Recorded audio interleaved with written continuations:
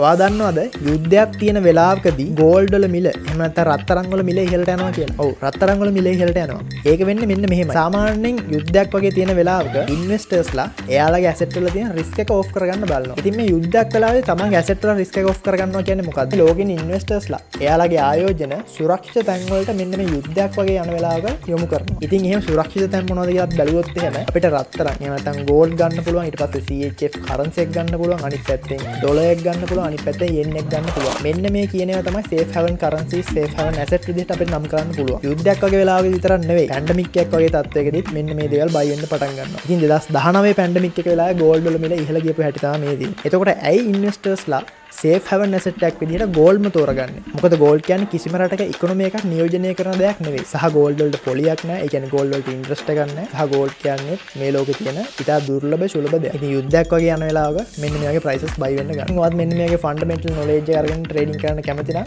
ඔයාලත් පුළුවන් buy එකේ තියෙන link එකෙන් අපේ Telegram channel වල join වෙන්න. වගේම අපේ advanced fundamental master class වලට join වෙන්න. ඒකවත් පරක්කු වෙන්නේ buy එකේ තියෙන link එක දැම්ම අපේ contact කරගන්න.